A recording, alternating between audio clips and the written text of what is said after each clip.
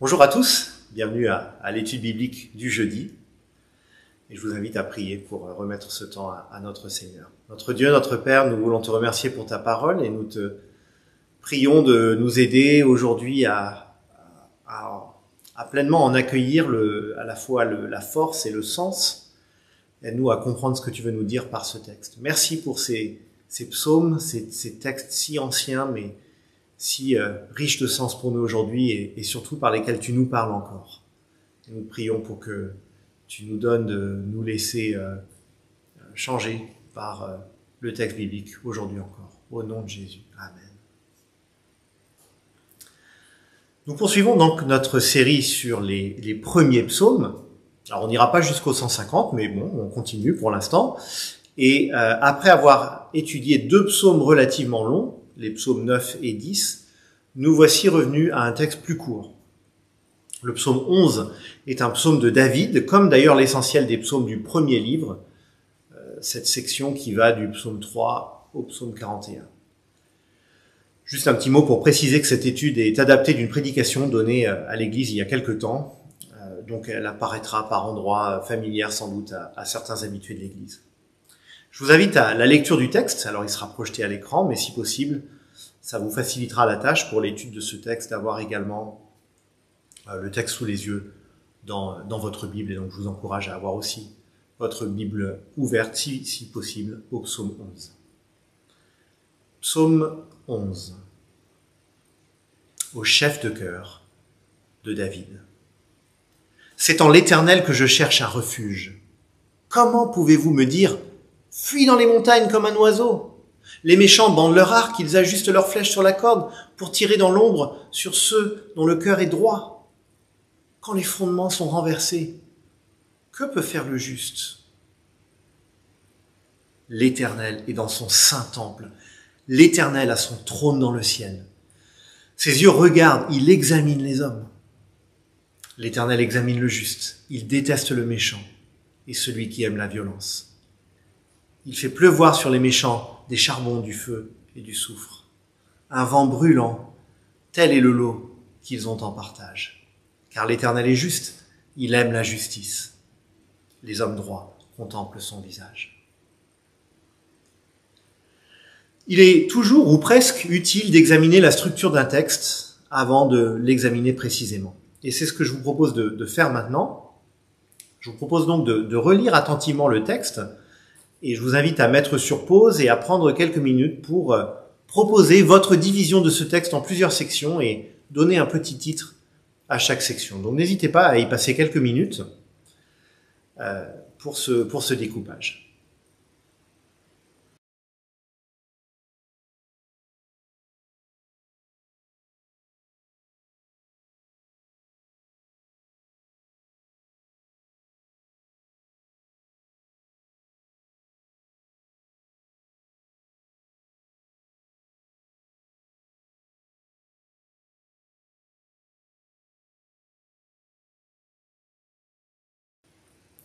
Comme je le dis souvent dans ces études du jeudi, il n'y a pas un découpage qui fasse absolument autorité. Mais voici celui que je proposerai. Nous avons tout d'abord, comme ça a été régulièrement le cas lors des derniers psaumes étudiés, nous avons ce qu'on appelle la suscription. Au début du verset 1, nous avons cette petite parole introductive, au chef de chœur de David. Et ensuite, dans la suite du verset 1, nous avons une expression de confiance en Dieu. C'est en l'Éternel que je cherche un refuge. Comment pouvez-vous me dire « Fuis dans les montagnes comme un oiseau » ? On reviendra bien sûr sur l'articulation de ces parties du verset, mais on a là donc une expression de confiance en Dieu. À partir du verset 2, au verset 2 et 3, je les relis, les méchants bandent leur arc, ils ajustent leurs flèches sur la corde pour tirer dans l'ombre sur ceux dont le cœur est droit. Quand les fondements sont renversés, que peut faire le juste ? Il me semble qu'on peut résumer cette section par une lucidité sur le mal environnant. Lucidité sur le mal environnant. Ensuite, au verset 4 et 5, nous avons un rappel de la souveraineté et l'omniscience de Dieu. Autrement dit, rien ne lui échappe. Je relis, l'Éternel est dans son saint temple, L'Éternel a son trône dans le ciel. Ses yeux regardent, il examine les hommes. L'Éternel examine le juste. Il déteste le méchant et celui qui aime la violence. Souveraineté et omniscience, donc la toute connaissance de Dieu. Ensuite, nous passons aux versets 6 et 7. Je distinguerai également comme petite section. Je les relis. Il fait pleuvoir sur les méchants des charbons, du feu et du soufre. Un vent brûlant, tel est le lot qu'ils ont en partage. Car l'Éternel est juste, il aime la justice. Les hommes droits contemplent son visage. Et là, je résumerai cela en disant, avec Dieu, la justice aura le dernier mot. Donc un rappel de la justice de Dieu. Voilà pour la proposition de structure et elle nous permet d'avoir d'emblée une assez bonne idée du message du psaume. Et comme il est clé de ce psaume 11, je proposerai la phrase suivante. Face au danger, et on va mettre danger au pluriel, face au danger, Dieu offre la seule vraie sécurité. Face au danger, Dieu offre la seule vraie sécurité. Et comme plan de cette étude, je vous propose d'examiner tout simplement chaque moitié de cette phrase successivement. Alors nous allons procéder comme nous avons l'habitude de le faire. Après chaque question posée, je marquerai une petite pause et qui vous permet, vous, si vous le souhaitez, de mettre justement la vidéo sur pause et de réfléchir à la question posée. Face au danger, Dieu offre la seule vraie sécurité. On commence par la première partie du psaume, les versets 1 à 3, que j'intitulerai « Face au danger ». Première question, qu'apprend-on au début du psaume sur les circonstances de David? Je vous propose donc de mettre sur pause et d'y réfléchir un peu.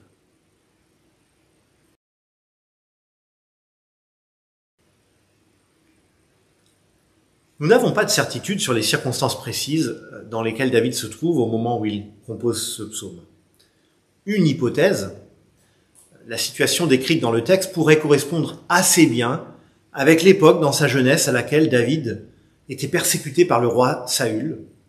Le roi Saül, son prédécesseur en tant que roi d'Israël, également son beau-père, c'est une situation de famille assez compliquée. Pour en savoir plus sur cette histoire, on peut lire je vous propose de lire à un autre moment dans le premier livre de Samuel à partir du chapitre 8 et on lit cette histoire assez passionnante, à vrai dire, de David, de son accès au trône et de sa rivalité avec Saül. Donc il est possible que ce psaume nous amène dans ce contexte bien précis. Mais on n'a pas de certitude. Et quoi qu'il en soit, ce qui est sûr, c'est que David fait face au danger. Alors est-ce littéralement un danger physique? Probablement que oui. On pourrait dans l'absolu imaginer que David parle en langage figuré, comme quand il évoque les méchants qui bandent leur arc et qui ajustent leurs flèches contre lui. Ça pourrait être du langage figuré, la Bible s'exprime parfois de cette manière. Mais les circonstances de la vie de David font qu'il n'est pas difficile d'imaginer un danger immédiat et physique. J'imagine que chacun d'entre nous, à différents degrés, s'est déjà retrouvé dans une situation de danger.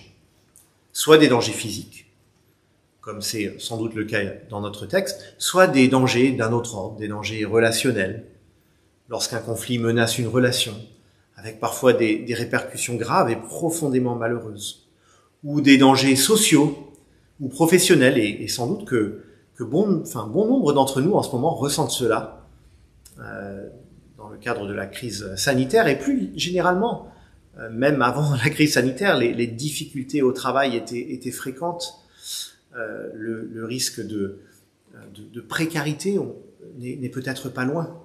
Et la notion de danger dans ce cadre-là peut paraître très concrète. Bien sûr, dans le contexte actuel, on peut penser au danger sanitaire, tout simplement, au danger d'une infection par le coronavirus et la possibilité, pour certains, que ça prenne des formes graves. On peut penser aussi au danger d'un éloignement relationnel avec des gens qu'on n'a pas vus depuis longtemps. Donc le danger, ça nous parle, je pense. Et il va être intéressant de voir comment David aborde cette situation de danger. Et ça nous amène à la question suivante. Que semble reprocher David à ses interlocuteurs à la fin du verset 1? Et qu'est-ce que ça nous dit de son attitude face au danger qu'il vit? Prenons quelques minutes pour réfléchir à cela en mettant sur pause.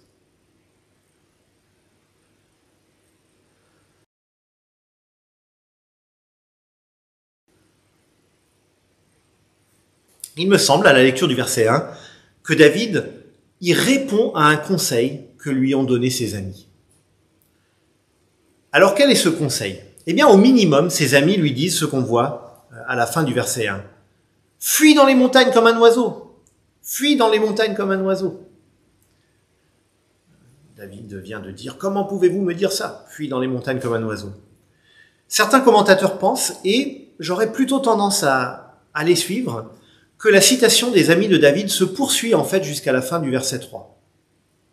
Et que les interlocuteurs de David diraient « Fuis dans les montagnes comme un oiseau, car les méchants bandent leur arc, ils ajustent leurs flèches sur la corde pour tirer dans l'ombre sur ceux dont le cœur est droit. Quand les fondements sont renversés, que peut faire le juste ?» Le conseil des amis de David semble donc de lui dire « Courage, fuyons. Ta vie est en danger, tes ennemis seront sans pitié, fuis dans les montagnes. » Et on peut les comprendre. Notons bien que fuir n'est pas toujours un mauvais choix. Parfois, ça peut être la chose responsable à faire. On voit parfois de petites affichettes dans les gares ou autres lieux publics dans le cadre du plan Vigipirate qui indiquent ce qu'il faut faire en cas d'attaque terroriste. Et le premier conseil qui est donné, en général, c'est de se cacher, de chercher un lieu sûr.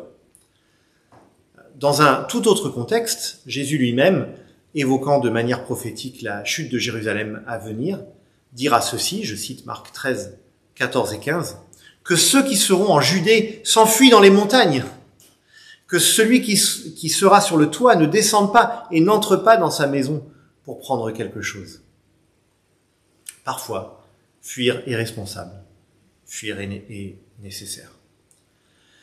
Mais ici, David a la conviction que cette fuite n'est pas la bonne solution, qu'elle n'est pas juste. Et j'en viens à la question suivante. Quelle attitude David oppose-t-il au conseil de ses amis? Prenons à nouveau un temps pour mettre sur pause et y réfléchir. Quelle attitude David oppose-t-il au conseil de ses amis?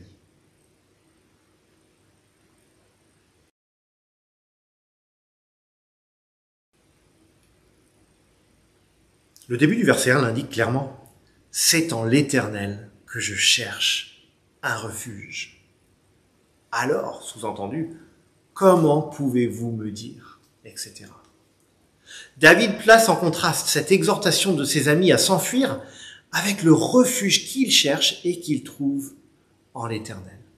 C'est en l'Éternel que je trouve un refuge. Et donc, comment pouvez-vous me dire, verset 1, fuis dans les montagnes comme un oiseau? David rejette le conseil de ses amis qui l'invitent à fuir. Non, il ne fuira pas. Il trouvera son refuge, non pas dans les montagnes, comme il lui propose, mais auprès de l'Éternel. S'il est parfois nécessaire de s'enfuir face à un danger, il ne faudrait pas choisir la fuite aux dépens de la sécurité qu'on trouve en Dieu. On l'a dit, la fuite est parfois légitime en cas de danger physique, même si dans certains cas, il faut aussi savoir prendre ses responsabilités et penser à protéger les autres et pas uniquement à sauver sa peau. Et puis, dans un autre domaine, la Bible nous dit que la fuite peut être une démarche légitime, est plutôt une démarche légitime face à certaines tentations. L'apôtre Paul écrit qu'il faut, 1 Corinthiens 6, 18, fuir l'immoralité sexuelle. Il écrit aussi dans la même lettre aux Corinthiens qu'il faut fuir l'idolâtrie, chapitre 10, verset 14. Et d'ailleurs, on en a parlé récemment le dimanche. Quand on se sait vulnérable devant la tentation de pécher dans tel ou tel domaine, et généralement on est bien plus vulnérable qu'on ne veut l'admettre, il ne faut pas fanfaronner en disant qu'on va pouvoir aller dans une situation où on sait très bien qu'on sera tenté et qu'on va en triompher. Non. Devant la tentation, il faut fuir. Mais il y a d'autres fuites qui ne sont pas bonnes. Des fuites, par exemple, devant des craintes qui nous éloignent de Dieu. Ou des fuites vers de fausses sécurités qui nous éloignent de Dieu. Les deux vont souvent ensemble. Lorsque, par exemple, nous fuyons les occasions de témoignage parce que nous craignons le regard des hommes, plutôt que de faire confiance à Dieu. Lorsque nous fuyons les réconciliations parce que nous avons trop peur de perdre la face, plutôt que de nous appuyer sur Dieu. Lorsque nous fuyons les responsabilités et les engagements parce que nous sommes centrés sur nous et notre confort immédiat. La fausse sécurité de mon confort me paraît sur le moment bien préférable à la vraie sécurité de faire la volonté de Dieu. La fuite n'est jamais un bon choix quand elle se substitue au courage qui vient d'une confiance placée en Dieu. Et cette confiance est particulièrement mise à l'épreuve lorsque tout semble aller mal, lorsque le danger est incontournable là devant nous et que l'avenir nous fait réellement peur. Est-ce que je vais pouvoir faire confiance à Dieu malgré la perte de mon emploi? Est-ce que je vais pouvoir faire confiance à Dieu dans cette forte tension avec mon conjoint? Est-ce que je vais pouvoir faire confiance à Dieu alors que le célibat dure et que les tentations sont nombreuses? Est-ce que je vais pouvoir faire confiance à Dieu alors que mon enfant est malade? Est-ce que je vais pouvoir faire confiance à Dieu alors que mon fils ou ma fille adulte fait des choix que je désapprouve? Et là, le verset 3 peut faire écho chez nous. Quand les fondements sont renversés, que peut faire le juste? Que puis-je faire lorsque, par exemple, la famille qui a été pour moi un cadre si sécurisant se déchire? Ou bien, que puis-je faire lorsque ceux qui ont été des modèles par le passé me déçoivent aujourd'hui? Que puis-je faire lorsque les valeurs que j'ai toujours défendues ne semblent plus pertinentes face à la futilité de notre monde? Que puis-je faire lorsque le pays que je croyais sûr et apaisé se révèle dangereux et violent, etc., etc., selon les diverses situations? La réponse de David dans ce psaume est claire, verset 1. C'est en l'Éternel que je trouve un refuge. Dieu ne nous retire pas de ce monde dangereux, mais il nous offre la sécurité parfaite d'une relation avec lui que rien ni personne ne détruira jamais. Et cette sécurité parfaite, l'apôtre Paul l'exprime dans ces mots bien connus de sa lettre aux Romains. J'ai l'assurance, Romains 8, 38 et 39, j'ai l'assurance que ni la mort, ni la vie, ni les anges, ni les dominations, ni le présent, ni l'avenir, ni les puissances, ni la hauteur, ni la profondeur, ni aucune autre créature ne pourra nous séparer de l'amour de Dieu manifesté en Jésus-Christ notre Seigneur. Dieu ne nous promet pas d'éviter tous les dangers dans le monde présent, mais il nous promet de nous lier à lui, d'une relation qui est plus ferme que ce monde et que rien ni personne ne pourra jamais détruire. Certains diront que penser ainsi, se projeter dans l'éternité, dans quelque chose qu'on ne voit pas encore de nos yeux, c'est vouloir échapper à la réalité. C'est une échappatoire. Mais au contraire, cette profonde assurance sous-jacente dans tout ce que nous vivons, c'est ce qui peut nous donner le courage de faire face à la réalité. Pas d'y échapper, mais d'y faire face. Le prophète Ésaïe, se faisant le porte-parole de Dieu, tient ses propos assez connus. Ésaïe 54, 10, « Même si les montagnes s'éloignaient, même si les collines étaient ébranlées, mon amour ne s'éloignera pas de toi, et mon alliance de paix ne sera pas ébranlée, dit celui qui a compassion de toi, l'Éternel. » Nous vivons dans un monde déchu, rebelle contre Dieu, un monde plein de dangers, un monde encore sous l'emprise de la souffrance et de la mort. Et il y a un niveau de danger dont nous ne sommes pas épargnés. Et David, d'ailleurs, ne prétend pas ici qu'il ne risquera rien physiquement. Mais dans la situation à laquelle il fait face, il sait que la solution n'est pas de fuir, mais de rechercher la véritable sécurité de Dieu. Alors concrètement, qu'est-ce que ça voulait dire pour David? Est-ce que ça voulait dire aller au-devant de ses adversaires? Est-ce que ça voulait dire rester là où il était et être prêt à se défendre s'il le fallait? Est-ce que ça voulait dire prier Dieu que ses adversaires ne viennent pas le trouver ou qu'il change d'attitude? Impossible de savoir. On n'a pas plus d'indications sur le contexte. Ce que David sait, c'est que ce dont il a besoin par-dessus tout, c'est de rechercher la présence et le soutien de Dieu. Et ça nous amène à la seconde partie du texte. Dieu offre la seule vraie sécurité. Versets 4 à 7. Qu'est-ce qui réconforte le psalmiste au verset 4? C'est la question suivante que je vous poserai. Qu'est-ce qui réconforte le psalmiste au verset 4? Je propose de mettre sur pause et d'y réfléchir un peu.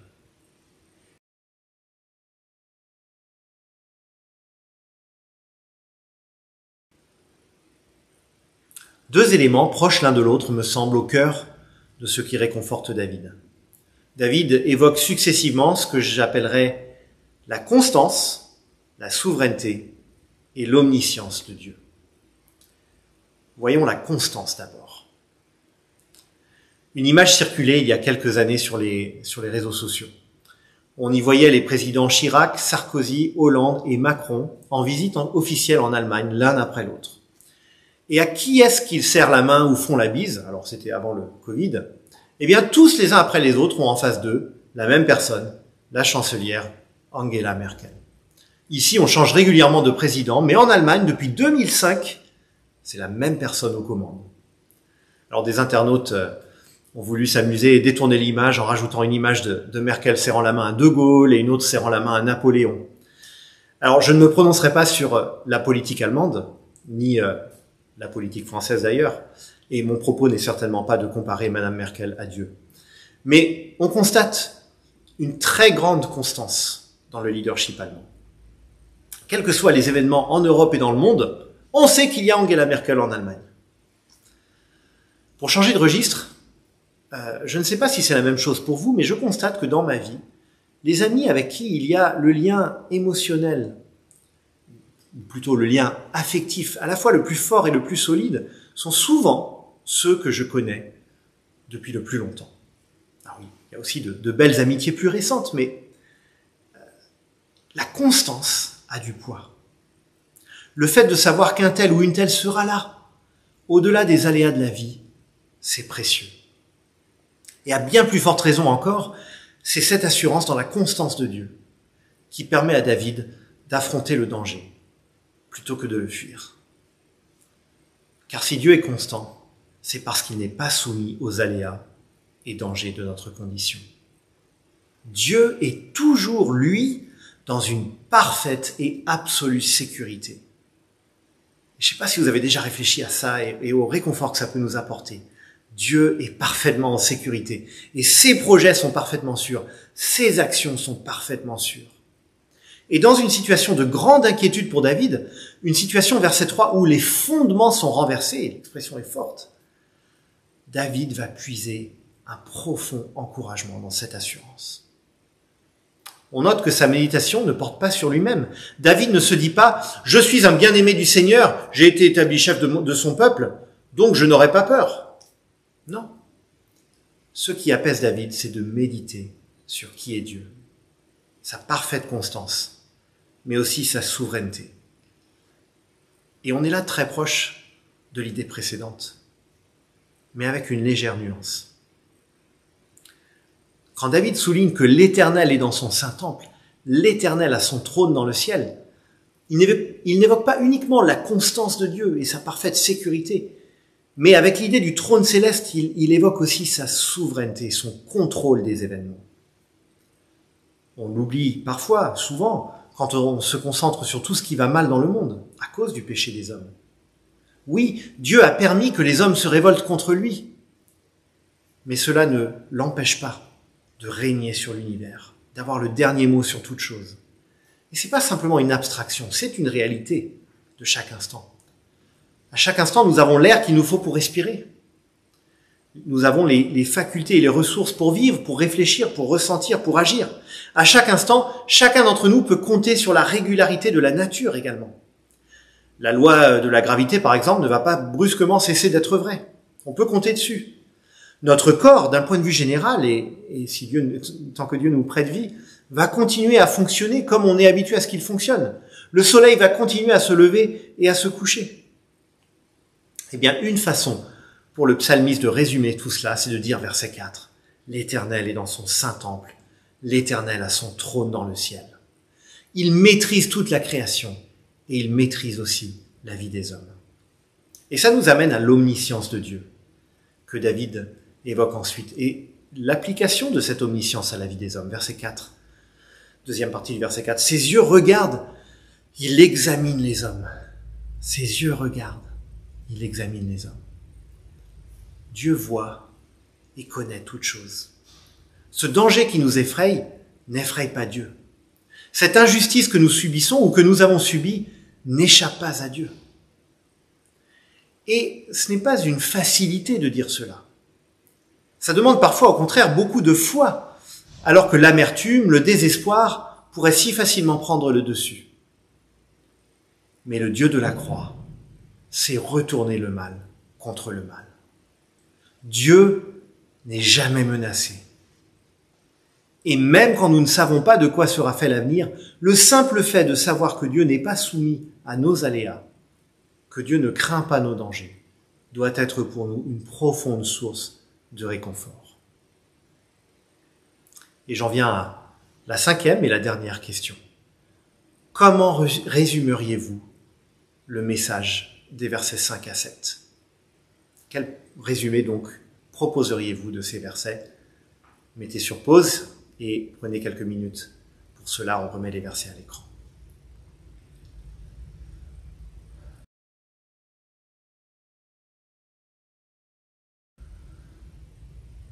Le thème qui domine cette section finale est celui de la justice de Dieu. Et on le voit dès le verset 5. L'Éternel examine le juste. Il déteste le méchant et celui qui aime la violence. Le méchant, en d'autres termes l'homme malveillant, comme celui qui menace David ici, peut sembler l'emporter sur le moment. Mais le Dieu souverain et juste aura le dernier mot. Alors l'idée de la détestation du méchant mentionnée au verset 5, elle doit être comprise dans le cadre de l'enseignement de la Bible dans son ensemble. Cette détestation, par quoi il faut comprendre avant tout le rejet du méchant, n'annule pas la possibilité pour le méchant de revenir à Dieu et de connaître cette fois son amour dans toute sa force. Elle n'annule pas non plus ce que le texte appelle ici la détestation du méchant, n'annule pas non plus, vu sous un autre angle, l'amour que Dieu a pour toutes ses créatures, le soin dont il en prend et dont la Bible nous parle par ailleurs. Mais il faut arrêter de caricaturer Dieu et de faire de lui un coach bienveillant. Dieu rejette le mal. Et il rejette ceux qui font le mal, tant qu'ils ne reviennent pas à lui. Ceux qui font le mal encourent la colère et la condamnation de Dieu. Et c'est ce qu'on voit d'ailleurs au verset 6. Il fait pleuvoir sur les méchants des charbons, du feu et du soufre. Alors c'est un langage imagé, mais là encore, on a du mal avec ce type de verset. Pourtant, il serait dramatique que Dieu ne soit pas juste. Il serait dramatique que Dieu soit indifférent face au mal qui est commis dans le monde. Que les violences, les meurtres, les viols, les trahisons, les mépris, les égoïsmes, les humiliations, les injustices, les diffamations, que tout ça soit simplement des choses aléatoires qui arrivent à un instant T, mais qui n'auraient jamais finalement aucune conséquence profonde et durable. Même les personnes qui ne sont pas du tout croyantes s'indignent de l'injustice dans le monde et s'attendent à une justice ultime, une justice morale qui va au-delà des simples tribunaux des hommes. Tous, d'une manière ou d'une autre, nous aspirons à ce que la justice, la bonté, la vérité aient le dernier mot. Et c'est précisément ce qu'enseigne la Bible. Elle nous dit que le Dieu qui est la source et l'inspirateur de tout bien aura le dernier mot. Et que le mal ne restera pas impuni, mais aura des conséquences. En fait, de manière très différente, nous comptons tous sur cette justice de Dieu. Certains y voient une sorte d'idée abstraite, tandis que la Bible la présente comme quelque chose de réel et de personnel. Dieu est juste, et un jour tous devront rendre des comptes devant lui. Et si Dieu est juste, ce n'est pas seulement parce qu'il condamne le mal, mais aussi parce qu'il honore le bien. Verset 7. L'Éternel est juste, il aime la justice. Les hommes droits contemplent son visage. Dieu est lui-même en parfaite sécurité. Sa justice est parfaitement sûre. Son contrôle des événements est parfaitement sûr. Maintenant, une objection qui pourrait être faite à ce stade serait de dire que tout cela est trop simpliste. Le monde n'est-il pas plein de nuances de gris ? Il n'y a pas les justes d'un côté, les méchants de l'autre, c'est pas si simple, c'est plus compliqué que cela. Les méchants d'un jour sont parfois les gentils d'un autre jour.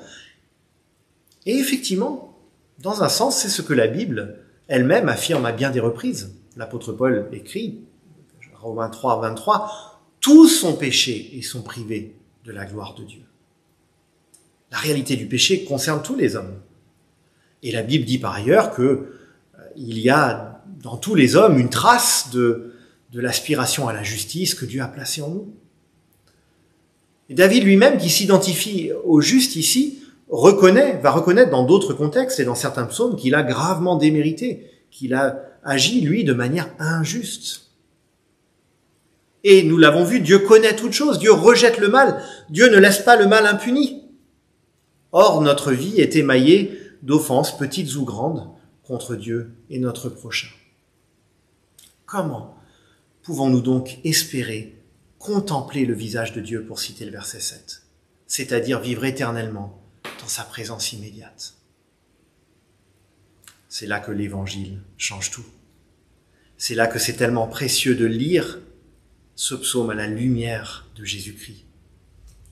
Cette bonne nouvelle selon laquelle Dieu offre gratuitement le pardon à tous les pécheurs qui le saisissent, par la mort de Jésus-Christ, lui le juste, mort pour des injustes, lui qui a subi à notre place la colère de Dieu contre l'injustice et contre les injustes. Dieu nous invite à nous attacher à Jésus-Christ par la foi pour que sa mort sacrificielle, par laquelle il a pris sur lui la colère de Dieu contre les méchants, nous permette d'être considérés à ses yeux comme justes, malgré nous. Et en ressuscitant Jésus au 3e jour, Dieu a manifesté au monde entier que c'est bien lui qui avait le dernier mot sur le mal et la mort. Il a manifesté que l'espérance qu'il nous offre en Jésus-Christ n'est pas une sorte de philosophie ou de nostalgie, mais bien une espérance vivante, tournée vers l'avenir. Et Dieu nous invite tous à saisir ce pardon et cette réconciliation.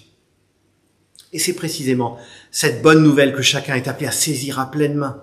C'est elle qui nous donne une sécurité authentique et inébranlable. Parce que nous savons que Dieu nous a pardonnés, rachetés, déclarés justes et adoptés comme ses enfants. Tous ces termes sont utilisés dans la Bible. Parce que nous savons cela, nous n'avons réellement, et sans aucune exagération, plus rien à craindre ultimement. Oui, bien sûr, nous ressentirons encore la peur. Nous avons des choses à craindre dans notre quotidien à l'échelle humaine. Et nous pouvons avoir la peur de l'inconnu, des circonstances difficiles, de la maladie, de la mort. Et il faut dire cela sans aucune légèreté. Mais cela ne doit pas changer notre profonde assurance que Dieu n'est absolument pas menacé et ne le sera jamais par ce qui peut nous arriver. Dieu n'est jamais déstabilisé par nos circonstances. Et donc, grâce à l'Évangile, la promesse du verset 7, les hommes droits contemplent son visage, sera une réalité pour nous. Et nous pouvons encore une fois dire cela sans aucune facilité, avec une vraie lucidité sur le monde et ses dangers. Récemment, un auteur et orateur chrétien mondialement connu en tout cas dans les milieux chrétiens, a été reconnu, quelques mois après son décès, coupable de plusieurs abus sexuels sur des femmes. Le dossier est accablant et l'histoire consternante. Les dégâts sont terribles. Cet homme était admiré, ses livres se sont vendus à des millions d'exemplaires. Et une de ses victimes a eu ces mots terribles. Je résume et paraphrase légèrement. Je savais, avant de connaître cet homme, que le monde était plein de dangers. Mais je pensais qu'il y avait des espaces qui restaient sûrs. Je pensais qu'auprès de lui, en qui je voyais un homme de Dieu, j'étais en sécurité.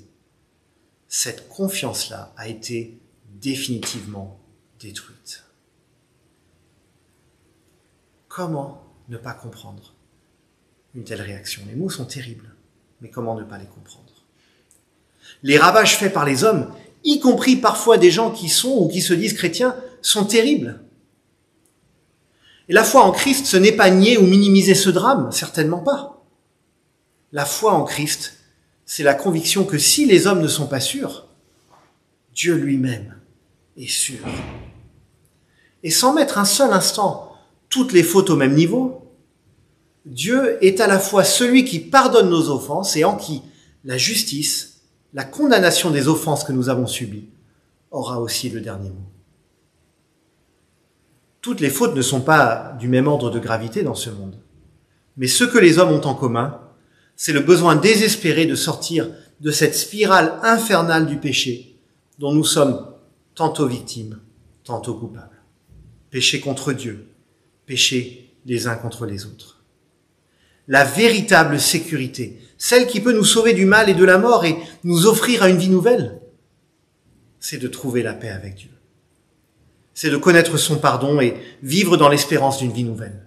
La véritable sécurité, même si David, à son époque, ne peut que l'entrevoir, c'est la sécurité que Dieu nous offre en Jésus-Christ. Le Dieu de la croix nous offre une profonde et unique sécurité contre le mal. Le mal n'aura jamais le dernier mot. Il peut nous accabler pour un temps, mais il a déjà été vaincu et nous en serons délivrés définitivement.